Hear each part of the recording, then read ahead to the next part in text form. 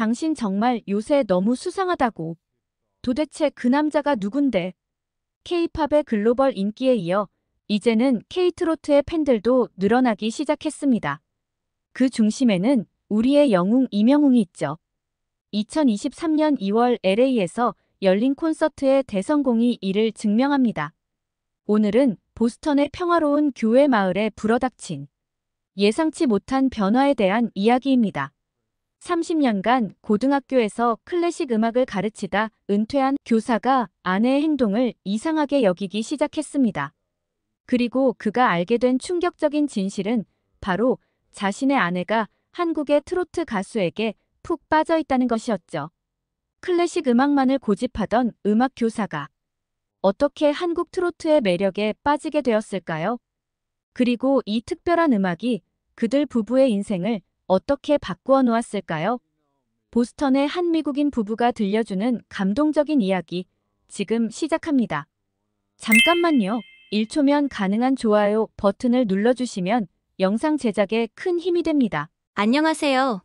저는 보스턴 교회 뉴튼에 살고 있는 존 앤더슨입니다. 30년간 고등학교에서 음악을 가르치다 작년에 은퇴한 음악교사입니다. 지금부터 우리 부부의 인생을 완전히 바꿔놓은 특별한 이야기를 들려드리겠습니다. 뉴튼은 보스턴 다운타운에서 차로 20분 거리에 있는 조용한 교회 마을이에요. 100년이 넘은 메이플 나무들이 줄지어 선거리와 잘 관리된 잔디밭이 특징인 전형적인 미국 중산층 동네죠. 저희 집은 1950년대에 지어진 2층짜리 빨간 벽돌집인데 앞마당에는 제가 20년째 정성껏 가꿔온 장미정원이 있답니다. 아내 패트리샤는 65세로 35년간 지역 도서관에서 사서로 일하다 2년 전에 은퇴했어요. 우리 부부는 브룩라인 음악 동호회에서 처음 만났는데 모차르트의 오페라 마술피리를 감상하는 모임이었죠. 패트리샤는 도서관의 클래식 음악 섹션을 담당했었고 저는 학교에서 음악을 가르쳤으니 우리는 천생연분이었나 봐요. 두 아이는 모두 독립해서 서부에서 살고 있어요. 큰딸 에밀리는 LA에서 소아과 의사로 일하고 있고 아들 마이클은 샌프란시스코에서 IT 회사를 다니고 있죠. 코로나 이전에는 자주 방문했는데 팬데믹 이후로는 1년에 한두 번 보기도 힘들어졌답니다. 사실 저는 평생 클래식 음악만 고집해왔어요. 학생들에게도 진정한 음악은 클래식뿐이라고 가르쳤고 팝이나 재즈는 거들떠보지도 않았죠. 심지어 브루스 스프링스틴이나 엘튼 존의 음악도 소음이라고 불렀을 정도니까요. 그런데 이제는 매일 아침 한국 트로트가 우리 집을 가득 채우고 있다니. 아내는 부엌에서 한국어로 노래를 흥얼거리고 저는 서재에서 이명웅의 음악을 분석하고 있어요. 이런 변화가 시작된 건 불과 6개월 전이랍니다. 코로나 이후 패트리샤의 우울증이 심각해졌어요. 도서관 일도 그만두고 아이들도 보기 힘들어지면서 점점 집에만 머무르게 됐죠. 매일 아침 창밖만 하염없이 바라보며 한숨 쉬는 모습을 보는 게 저는 너무 안타까웠답니다. 제가 한국과 처음 인연을 맺은 건 사실 30년 전으로 거슬러 올라가요. 1994년 보스턴 심포니 오케스트라에서 정명훈 지휘자의 공연을 본 적이 있었죠. 그의 지휘 스타일에 깊은 감명을 받았고 덕분에 한국의 클래식 음악에 관심을 갖게 되었어요. 그 후로 조성진의 쇼팽 콩쿠르 우승도 지켜보았고 임동혁의 차이콥스키 콩쿠르 실황도 여러 번 들었죠. 하지만 한국의 대중음악, 특히 트로트는 제게 그저 아시아의 낯선 음악 중 하나일 뿐이었답니다. 우리 부부의 일상은 지극히 평범했어요. 아침 7시에 일어나 정원을 가꾸고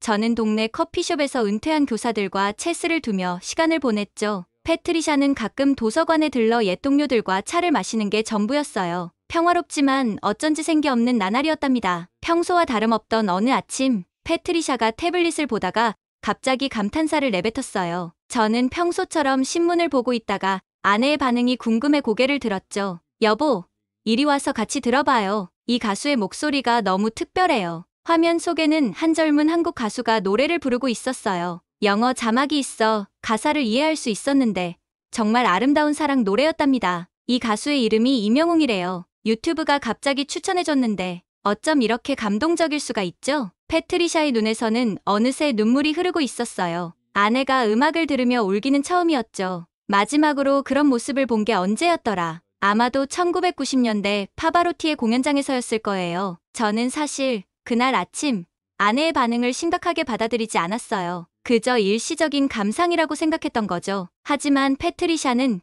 그날 이후 계속해서 이명웅의 노래를 찾아 들었답니다. 특히 놀라웠던 건 한국어를 전혀 모르는 아내가 노래 가사를 따라 부르기 시작했다는 거예요. 처음에는 발음이 엉망이었지만 한국어 자막을 보며 열심히 연습하더라고요. 러브는 사랑이라는 뜻이고 스타라이트는 별빛이라는 뜻이래요. 이렇게 아름다운 언어가 있다는 게 신기해요. 패트리샤는 도서관에서 한국어 교재도 빌려왔어요. 은퇴 후 처음으로 뭔가를 배우고 싶어하는 모습이었죠. 한글을 쓰는 연습을 하면서 마치 어린아이처럼 즐거워하는 아내를 보니 저도 모르게 미소가 지어졌답니다. 이명웅의 다른 노래들도 하나둘씩 찾아 들었어요. 사랑은 늘 도망가, 우리들의 블루스, 다시 만날 수 있을까. 패트리샤는 각 노래의 가사를 영어로 번역해서 작은 노트에 적어두었죠. 이 가수의 목소리에는 뭔가 특별한 게 있어요. 슬픈 노래를 부를 때는 마음 깊숙한 곳까지 울리고 희망찬 노래를 부를 때는 온 세상이 밝아지는 것 같아요. 아내의 말에 저는 고개를 끄덕였어요.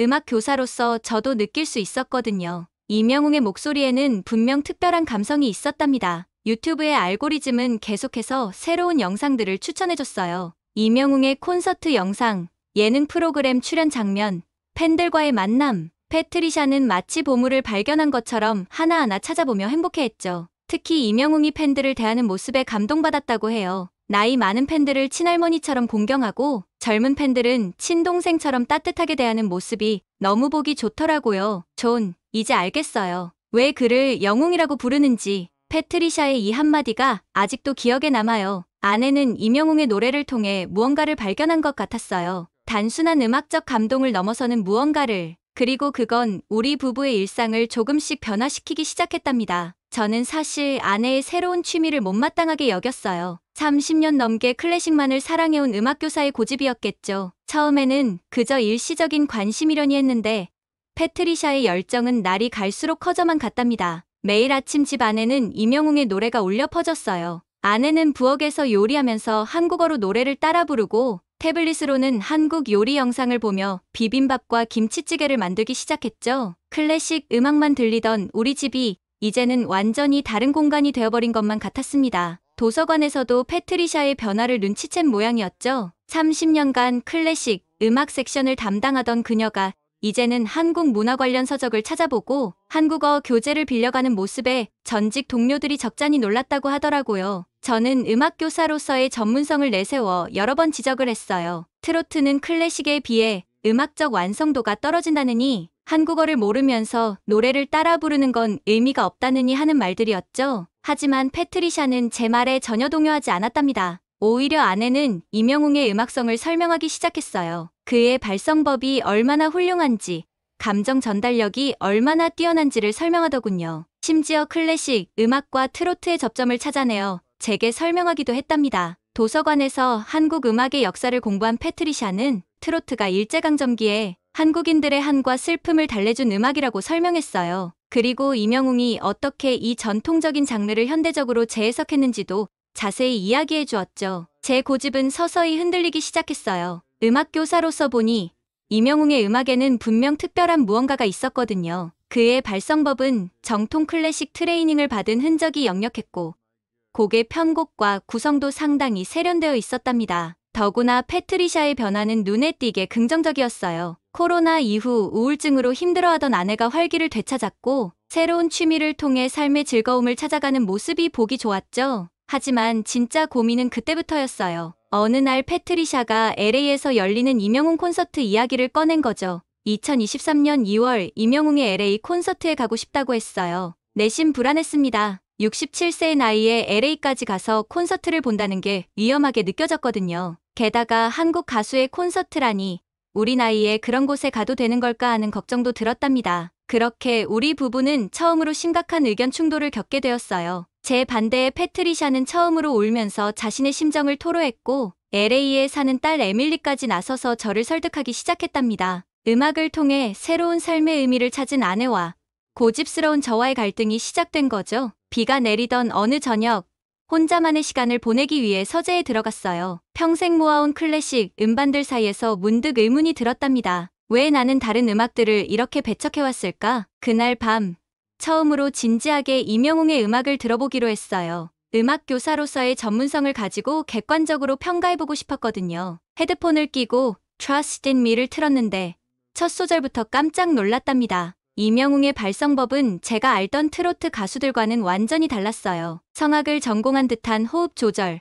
클래식 기법이 녹아있는 발성, 거기에 독특한 감성까지. 음악교사로서 이런 목소리를 외면해온 것이 부끄러워졌습니다. 한 곡 들을수록 제 편견이 무너져 내렸어요. 별빛 같은 나의 사랑하는 오페라의 서정성을, 우리들의 블루스는 뮤지컬의 극적인 구성을 가지고 있었죠. 특히 사랑은 늘 도망가를 들으면서는 젊은 시절 패트리샤와의 추억이 물밀듯이 밀려왔답니다. 새벽이 되도록 이명웅의 음악을 들었어요. 그의 음악에는 장르를 초월하는 무언가가 있었습니다. 클래식의 우아함, 트로트의 서민성, 현대 음악의 세련미가 절묘하게 어우러져 있었죠. 다음 날 아침, 패트리샤의 눈시울이 붉어진 모습을 보면서 마음이 아팠어요. 아내는 아침 식사도 거른 채 창밖만 하염없이 바라보고 있었죠. 그제야 깨달았습니다. 음악은 단순한 소리의 나열이 아니라 한 사람의 인생을 바꿀 수 있는 힘이 있다는 것을요. 그 모습을 보고 결심이 섰어요. LA에 있는 딸 에밀리에게 몰래 전화를 걸었습니다. 콘서트 티켓 예매부터 숙소 예약까지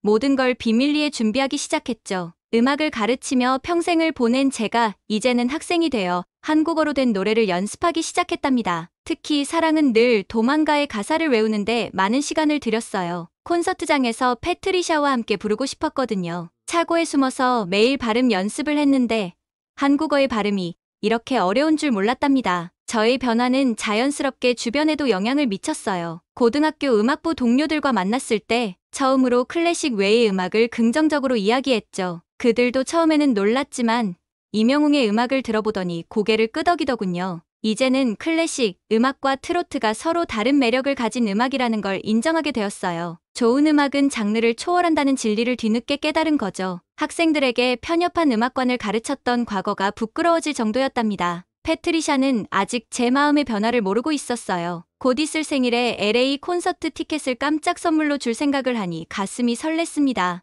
67년을 살면서 이런 설렘을 느껴본 적이 있었는지 마치 30년 전 청혼할 때처럼 가슴이 두근거렸답니다. 드디어 다가온 패트리샤의 65번째 생일 아침이었어요. 새벽부터 일어나 정원의 장미를 살펴보았죠. 겨울이라 피어있는 장미는 많지 않았지만 온실에서 특별히 키워둔 빨간 장미들이 활짝 피어 있었답니다. 추운 겨울에도 장미를 피울 수 있었던 건 에밀리가 알려준 한국의 실내 정원 관리법 덕분이었어요. 꽃을 고르면서 깜짝 선물 준비 과정이 머릿속을 스쳐 지나갔어요. LA의 콘서트 소식을 처음 들었을 때부터 시작된 비밀스러운 계획들이 주마등처럼 펼쳐졌죠. 에밀리와의 첫 통화가 생각났어요. 아빠, VIP 티켓은 오픈 직후 5분 만에 매진될 거예요. 제 병원 한인 간호사들의 도움이 필요할 거예요. 그렇게 시작된 콘서트 준비는 마치 비밀 작전 같았답니다. 수장과 미나, 2명의 한인 간호사들은 우리의 든든한 협력자가 되어주었어요. 그들은 매일 밤 한국의 팬카페를 모니터링하며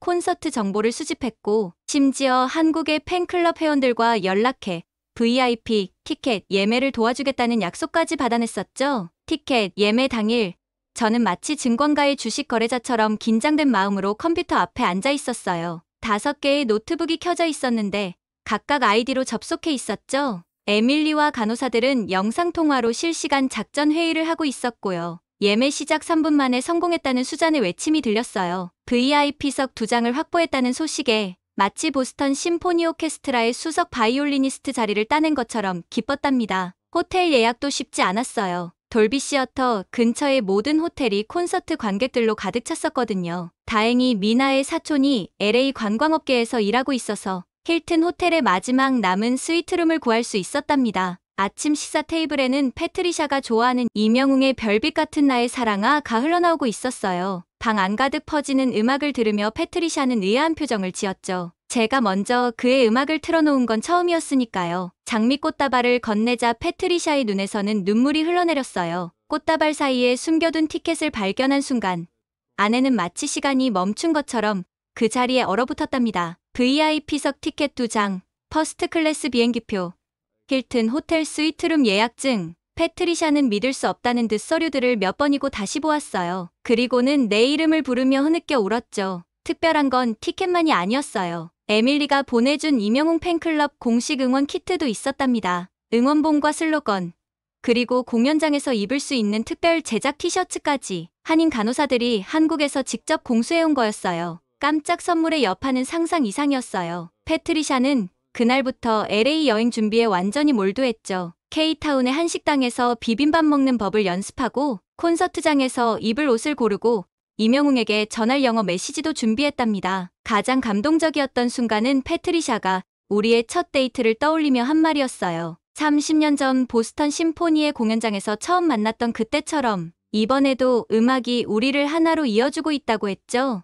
콘서트 전날 밤까지도 차고에서 사랑은 늘 도망가를 연습했답니다. 발음이 얼마나 서툴렀는지 모르지만 그때는 그 모든 순간이 마법처럼 특별하게 느껴졌답니다. 그렇게 시작된 우리의 특별한 음악 여행은 67세의 나이에 찾아온 인생의 새로운 전환점이 되었어요. 지금도 그때의 패트리샤의 눈물 어린 미소를 잊을 수 없답니다. 보스턴에서 LA까지의 비행은 마치 신혼여행을 떠나는 것처럼 설렜어요. 패트리샤는 비행기에서도 이명웅의 공연 영상을 반복해서 보았고 저는 한국어 가사를 연습하느라 정신이 없었답니다. 공항에 도착했을 때는 이미 저녁이었어요. 에밀리와 마이클이 가족들과 함께 마중 나와 있었죠. 특히 10살 손녀 소피아가 한글로 쓴 할머니, 할아버지 환영합니다. 피켓을 들고 있는 모습이 얼마나 사랑스러웠던지 나중에 알고 보니 수잔 간호사가 한글을 가르쳐줬다고 하더라고요. 에밀리가 예약해준 호텔 로비에 들어서는 순간 놀라운 광경을 목격했답니다. 이명웅을 보러 온 팬들로 호텔이 가득했던 거예요. 심지어 엘리베이터에서 만난 호주에서 온 부부도 이명웅의 팬이었죠. 콘서트 전날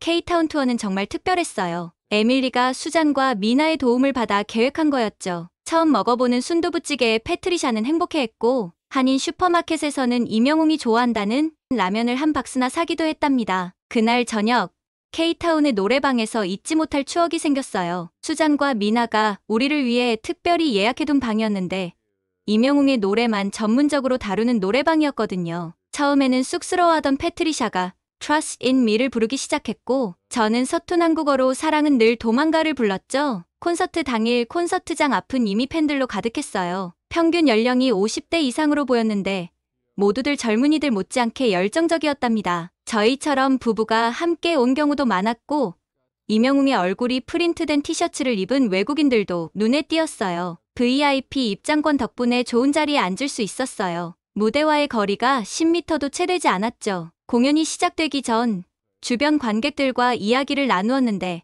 정말 다양한 사연들을 들을 수 있었답니다. 시카고에서 온 교수 부부, 플로리다에 은퇴한 의사 부부, 심지어 영국에서 온 노부부도 있었어요. 드디어 공연이 시작되었을 때의 그 전율은 지금도 잊을 수 없어요. 이명웅이 무대에 등장하자 패트리샤는 저희 손을 꼭 잡았죠. 첫 곡이 시작되자 관객들의 환호성이 터져 나왔고 우리도 모르게 따라 부르고 있었답니다. 특히 감동적이었던 건 이명웅이 관객들과 소통하는 모습이었어요. 한국어를 모르는 관객들을 위해 중간중간 영어로 대화를 시도했는데 그의 진정성이 고스란히 전달되었죠. 패트리샤는 그의 따뜻한 미소에 또다시 눈물을 흘렸어요. 마지막 곡을 부를 때는 공연장 전체가 촛불을 밝힌 것처럼 휴대폰 불빛으로 가득 찼어요. 옆자리에 한국분이 가사를 영어로 번역해 주셨는데 그 내용이 마치 우리 부부의 이야기 같았답니다. 비록 발음은 어설펐지만 패트리샤와 함께 큰 소리로 노래를 부르는 그 순간이 얼마나 행복했던지 그날 밤은 우리 부부에게 특별한 선물이었어요. 음악을 통해 나이와 국적을 초월한 감동을 느낄 수 있었고 67세의 나이에도 새로운 설렘과 감동을 경험할 수 있다는 걸 깨달았답니다. 콘서트 이후 우리 부부의 일상은 완전히 달라졌어요. 보스턴으로 돌아오는 비행기 안에서부터 변화는 시작되었죠. 패트리샤는 비행기 안에서도 직접 촬영한 콘서트 영상을 계속 보면서 행복해했죠. 집으로 돌아온 첫날, 저는 아내와 함께 서재를 정리했어요. 30년간 모아온 클래식 CD들 사이에 이명웅의 음반을 꽂아두면서 음악에 대한 제 편견이 얼마나 강했는지 새삼 깨달았죠. 이제는 바우와 이명웅이 나란히 꽂혀있는 모습이 전혀 어색하지 않았어요. 특히 놀라웠던 건 우리 동네 이웃들의 반응이었어요. LA 콘서트 이야기를 들은 이웃들이 하나둘씩 우리 집을 찾아왔죠. 패트리샤가 콘서트 영상을 보여주며 설명할 때마다 모두들 감탄했고 심지어 몇몇 이웃들은 이명웅의 음악을 공유해달라고 요청하기도 했답니다. 제 오래된 동료 교사들의 반응도 재미있었어요. 30년간 클래식만을 고집하던 제가 트로트 콘서트를 보고 왔다는 소식에 다들 놀랐지만 이명웅의 음악을 들려주자 진지하게 감상하더군요. 음악부 교사들은 그의 발성법과 무대 매너에 대해 전문적인 대화를 나누기도 했답니다. 변화는 거기서 그치지 않았어요. 패트리샤가 보스턴 한인문화센터의 한국어 강좌를 찾아낸 거예요. 매주 수요일 오전, 우리 부부는 20대 유학생들과 함께 한국어를 배우기 시작했죠. 선생님은 우리가 임영웅 팬이라는 걸 알고는 그의 노래로 한국어를 가르쳐 주셨어요. 한국어 수업이 끝나면 일에 한 식당에 들렀답니다. 처음에는 이름도 못 외우던 음식들이 이제는 제법 친숙해졌어요. 특히 삼겹살과 김치찌개는 우리 부부의 단골 메뉴가 되었죠. 매운 음식을 잘 못 먹던 패트리샤가 어느새 고추장찌개도 거뜬히 먹게 된 게 신기했어요. 주말에는 한인마트에 가는 게 새로운 일과가 되었어요. 임영웅이 광고하는 제품들을 찾아다니는 재미도 쏠쏠했죠. 한국 과자와 라면을 사서 LA의 손주들에게 보내주기도 했는데 소피아가 특히 좋아했답니다. 가장 큰 변화는 우리 부부 관계였어요. 콘서트 이후 패트리샤의 우울증은 완전히 사라졌고 매일 아침 임영웅의 노래와 함께 시작하는 일상이 우리에게 새로운 활력을 주었답니다. 주말마다 노래방에 가서 서툰 한국어로 임영웅의 노래를 부르는 것이 새로운 데이트 코스가 되었죠. 우리는 온라인 팬카페에도 가입했어요. 번역을 돌려가며 카페 활동하면서 다른 팬들과 교류했죠. 처음에는 컴퓨터 다루는 게 서툴러서 애를 먹었지만 에밀리가 영상통화로 하나하나 알려준 덕분에 이제는 제법 능숙해졌답니다. 특히 기뻤던 건 팬카페를 통해 보스턴 근교의 다른 임영웅 팬들을 만난 거예요. 매달 한 번씩 우리 집 정원에서 팬 미팅을 갖게 되었는데 놀랍게도 우리처럼 은퇴한 부부들이 꽤 많았어요. 클래식, 재즈, 컨트리 등 각자 좋아하는 장르는 달랐지만 임영웅의 음악 앞에서는 모두가 하나가 되었답니다. 나이 들어 새로운 취미를 가진다는 게 얼마나 큰 축복인지 그때 깨달았어요. 음악을 통해 새로운 문화를 배우고 새로운 친구들을 만나고 무엇보다 아내와 새로운 추억을 만들 수 있다는 게 얼마나 감사한 일이었는지 모릅니다. 이제 우리는 다음 콘서트를 기다리고 있어요. 언제가 될지는 모르지만 그때는 더 많은 노래를 한국어로 따라 부를 수 있을 거예요. 늦게 시작된 우리의 특별한 음악 여행은 여전히 진행 중이랍니다. 오늘 사연은 여기까지입니다. 한국 트로트의 매력에 빠진 미국인 노부부의 사연 어떠셨나요? 한국 음악의 힘이 나이와 국적을 초월해 사람의 마음을 어떻게 움직이는지 다시 한번 확인할 수 있는 시간이었습니다. 한국 음악이 한 미국인 부부의 우울증을 치유하고 새로운 삶의 활력이 되어준 것처럼 한국 트로트가 가진 따뜻한 감성과 위로의 힘이 전 세계인의 마음을 어루만지고 있다는 사실이 놀랍습니다. K-팝에 이어 이제는 한국 트로트가 세계인의 마음을 사로잡을 새로운 한류의 주역이 되지 않을까요? 여러분은 해외에서 사랑받는 트로트의 매력이 무엇이라고 생각하시나요? 여러분의 생각을 댓글로 남겨주세요.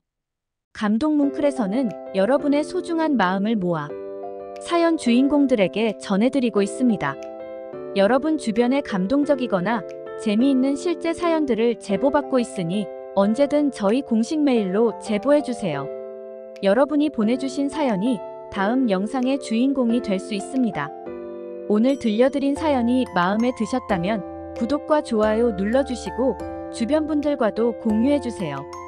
여러분의 작은 관심과 응원이 더욱 좋은 콘텐츠를 만드는데 큰 힘이 됩니다. 오늘도 여러분의 하루의 작은 즐거움이라도 되었기를 바라며 지금까지 감동뭉클이었습니다. 끝까지 시청해주셔서 감사합니다. 다음에 더 감동적인 사연으로 찾아뵙겠습니다.